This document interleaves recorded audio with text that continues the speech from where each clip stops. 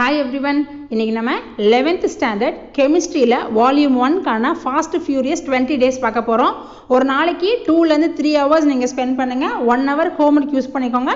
2 to 3 hours நீங்க படிச்சீங்கன்னா 20 daysல volume 1 chemistry தரவா முடிச்சிடலாம். ஓகேவா?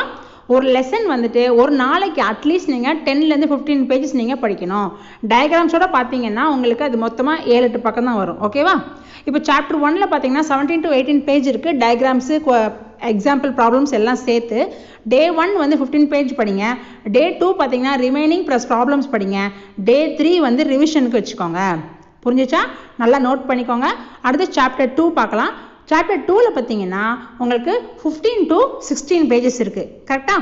அந்த 15 to 16 பேஜஸில் ஃபஸ்ட்டு டே என்ன பண்ணுங்கள், டே 4 வந்து 10 பேஜஸ் படிங்க. டே 5 வந்து 15 பேஜஸ் படிங்க. அதாவது மிச்சம் இருக்க பேஜஸை படித்து முடிங்க. டே 6 ரிவிஷனுக்கு வச்சுக்கோங்க. சாப்டர் 3ல 17லேருந்து 18 பேஜஸ் இருக்குது. நீங்கள் டே 7 வந்து 10 to 12 பேஜ் படிங்க. டயக்ராமோட பார்த்தீங்கன்னா உங்களுக்கு அதில் 7 பக்கம் 8 பக்கம் தான் வரும். மினிமம் 4 பக்கம் வந்து அதில் டயக்ராமில் போயிடும். டே 8 பார்த்தீங்கன்னா ரிமைனிங் படிங்க. டே 9 வந்து ரிவிஷனுக்கு வச்சுக்கோங்க. புரியுதா? ஸோ இது வரைக்கும் நம்ம சாப்டர் 1, சாப்டர் 2, சாப்டர் 3 படித்து முடிச்சிட்டோம். அடுத்து நம்ம சாப்டர் 4 பார்க்கலாம்.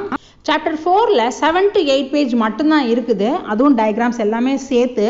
ஸோ நம்ம டே 10 ஒரே நாளில் அதை படித்து முடிச்சிடலாம். டே 11 ஆனால் ரிவிஷனுக்கு நம்ம கண்டிப்பாக வச்சுக்கணும். எப்பயுமே படித்ததை அன்னைக்கு ரிவிஷன் பண்ணிடுங்க. அடுத்த நாளே ரிவிஷன் பண்ணால் மட்டும்தான் அது மனசில் தங்கும். ஓகேவா? சாப்டர் 5 பார்த்தீங்கன்னா 17 பேஜஸ் இருக்குது. ஸோ நம்ம என்ன பண்ணுறோம், டே 12 வந்து 10 to 12 பேஜ் படிக்கிறோம். டே 13 வந்து ரிமைனிங் பேஜஸை படித்து முடிக்கிறோம். டே 14 ரிவிஷன் வச்சுக்கிறோம்.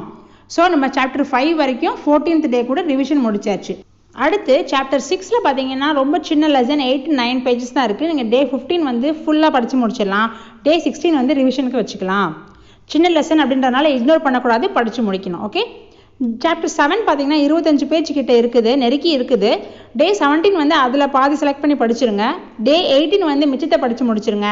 டே 19 வந்து ரிவிஷனுக்கு வச்சுக்கோங்க. ஸோ ஆக மொத்தம் 19 நாளில் நம்ம வால்யூம் 1 முடிச்சிடுறோம். ஓகேவா? அந்த 20 நாள் எது கொடுத்துருக்கேன் அப்படின்னா, ஏதாவது ஒரு போர்ஷன் ஏதாவது ஒன்று விட்டு போச்சு, ஏதாவது ஒரு டவுட் இருந்தது அப்படின்னா நீங்கள் அதை அன்றைக்கி யூஸ் பண்ணிக்கோங்க. ஆக மொத்தம் ஒரு 20 நாள் நீங்கள் முயற்சி பண்ணி படிச்சிங்கன்னா கெமிஸ்ட்ரி வால்யூம் 1ல் தரவாயிடலாம். ஓகேவா? நான் அடுத்து மேக்ஸ்க்கு ஸ்டடி பிளான் போடுறேன். பாய்.